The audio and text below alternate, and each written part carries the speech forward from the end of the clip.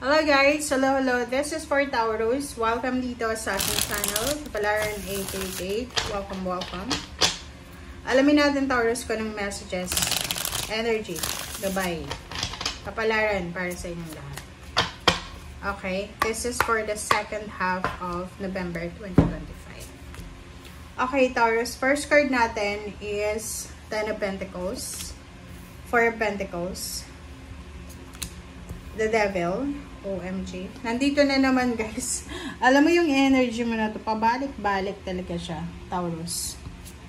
Okay, Two of Pentacles. Puro pera. Pera. Queen of Cups. And then Page of Pentacles. Oh, diba? Unahin natin dito guys ha. Unahin natin yung positive. Yung positive dito is there's a future news regarding sa money. So, sinasabi ng bala sa'yo dito na possible na you're expecting salary increase or promotion, travel, parang ano to recognition, awards, transformation. Pagbabago talaga diba? Kasi itong Page of Pentacles, hindi pa to sa ngayon. This is about the future. So, incoming pa lang siya. So, there's an incoming financial success. There's an incoming financial prosperity and abundance, balance, and security. And yung Queen of Cups dito, sinasabi ng barahan na yung financial na to ay posibleng manggagaling siya sa isang babae na water sign. It's either Pisces, Scorpio, and Cancer. Or posibleng matutulungan ka niya. So, water sign, Pisces, Scorpio, and Cancer. Taurus, ang posibleng makakatulong sa'yo. Pwedeng through partnership, collaboration, business, teamwork, parang kanon. And yung Two of Pentacles, the Devil, Four of Pentacles, Ten of Pentacles, sinasabi ng baraseo dito na mag-iingat ka sa pagmamanage ng salapi mo. Hindi lang sa ngayon, pero kung maalala mo or parang marirealize mo Taurus na parang 2 years ago nagsimula yung parang hindi magandang takbo ng pera, kapirahan mo. So, dito sa barahang to, nakikita ko share dito na this second half of November, sobra-sobra kang magiging matipid. Diba? Ibabalansin mo yung pera mo, magtitipid ka, kung ano-ano yung gagawin mo para makapagtipid. But the problem is, you are connected, you are attached sa isang tao na tempting talaga siya. Temptress. Babae siya, temptress ang tawag sa kanya. The Devil. So, halimbawa, yung babaeng yan, or lalaki na yan, or kung sino man yan, ay sagabal sa plano mong pagtitipid. Like for example, nagmamanage ka ng salapi mo, nagtitipid ka. Itong taong to, gumagastos. Okay lang sana kung pera niya yung ginagastos. Pero kung pera mo, talagang hindi maganda to. Kasi this one is para siyang hindrance Para siyang sagabal sa pagpasok ng salapi mo Kasi dito sa Four of Pentacles, yung ginagawa mong pagmamanage ng salapi, yung parang pagtitipid, ay mayroon kang plano Gusto mong makaipon ng pera Kaya nga tayo nagtitipid Kasi gusto nating makaipon ng pera. If in case ang emergency, if in case na may gusto tayong bilhin, meron tayong pera. And Ten of Pentacles, mahawakan mo yung lump sum of money. But the problem is, there's the Devil, 15 siya, 6. This is Devil, devilish. Temptress, tempter, parang ganon. So, ang taong yan, hindi ko alam kung same pa rin siya, pareho pa rin siya ng tao na connected sa'yo sa past. Kasi kung pareho pa rin, makakaalis ka lang dyan sa financial problem mo kung makakaalis ka sa attachment ng taong to. Kasi tingnan mo, attach na attach sa'yo Yung kamay niya nakahawak sa'yo Yung parang para kang isang, anong tawag doon? Puppet.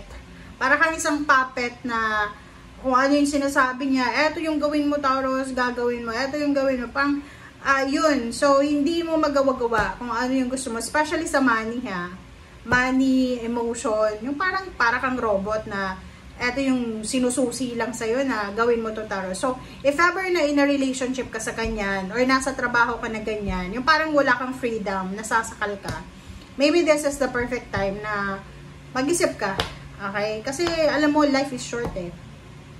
Maikli lang yung buhay, Taurus. Okay? And kung mag-stay ka sa isang relationship, sa isang trabaho, sa isang lugar na sobrang toxic, na, alam mo ba yung toxicity, yung negativity, siya yung nagiging rason ng stress. Siya yung stress naman, siya yung nagiging simula ng mga health problems, health issues, depression, anxiety, high blood, diabetes, mga metabolic na sakit. Yun yung dahilan eh. Especially, halimbawa sa stomach, okay, sa stomach. Hindi tayo doktor, but if you have question about sa stress, anxiety, pwede kang kumonsulta sa dalubhasa. But, ang major talaga na reason ng sakit or ng mga mental issues, psychological, or even the physical health issues, is yung problema, yung tao. Kasi, doon yun magsisimula eh. Pag palaging masama yung loob mo, 'di ba? Palagi kang nasasaktan, yung puso mo. Internal organs, lahat 'yan, kidney, 'di ba? Lahat 'yan. Lahat ng parte ng katawan mo, especially pag palagi kang galit, yung stomach mo, magpo-produce siya ng acid kasi parang magko-contract yung stomach mo. So, dito sa baraha mo na to, Taurus, you need to be careful, you need to be love yourself. Yun yung pinaka-importante. Kasi, for me, okay, kung ako ay isang Taurus, kung eto yung baraha ko na nagsasabi sa akin na merong isang tao na siya yung nagiging sagabal sa mga plano mo, especially sa pera, hanapin ko yan. Hanapin mo.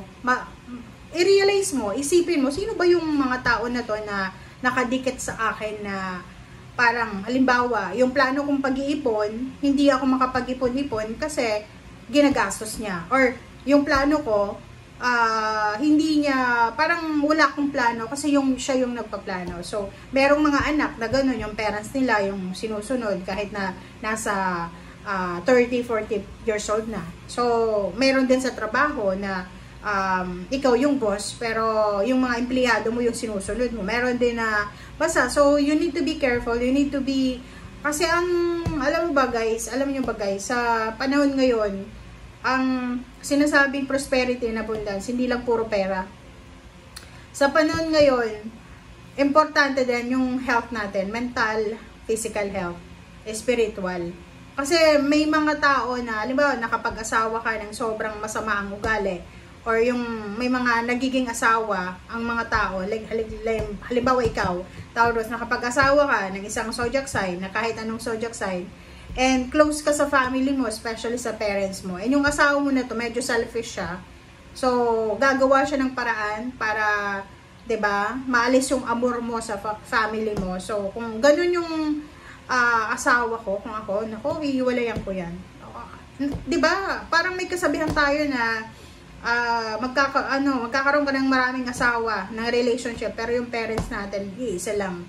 So, kung sino man, ako dati, relatable ako dito kasi, kahit hindi ako Taurus, relatable ako kasi, dati, parang sinasabi ko, kung sino yung manliligaw sa akin, or magpo-propose sa akin ng kasal, tapos, ilalayo niya yung loob ko sa pamilya ko, no, kahit na sobrang mahal ko siya, hindi ako papayag na magpapakasal. Kasi masama yun eh, 'di ba?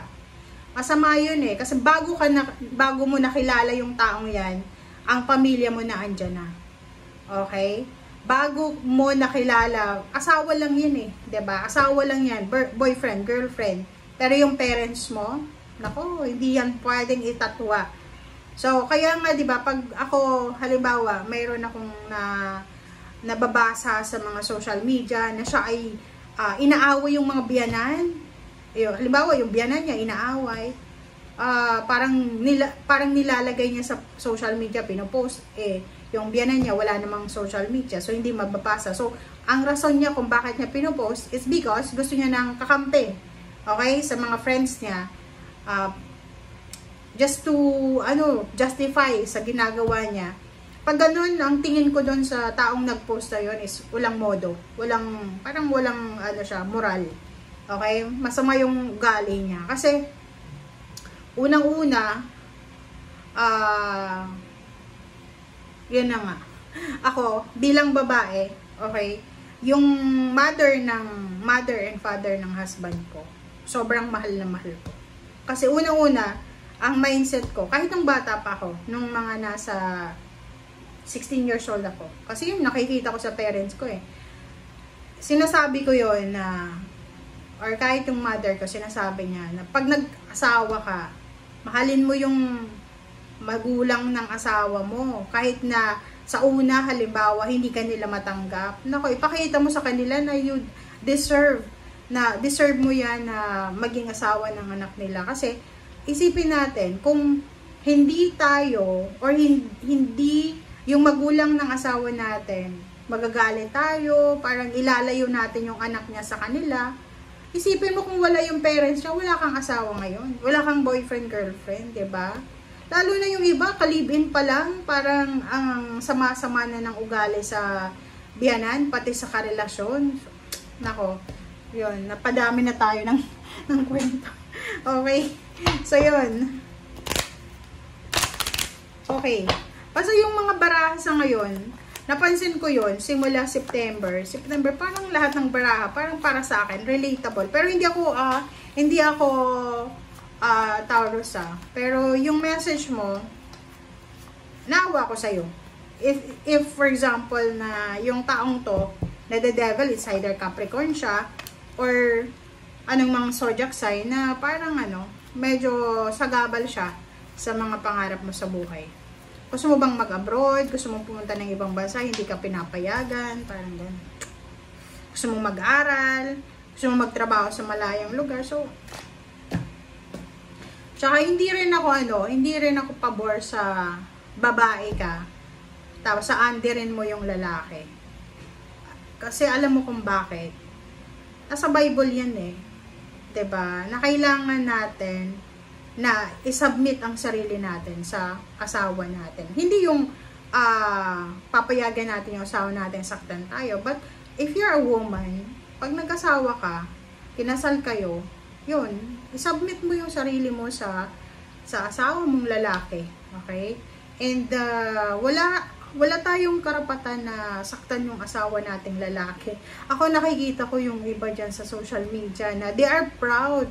Pinupost pa nila yung sinasampal yung asawang lalaki, ganito, ganyan. Basta.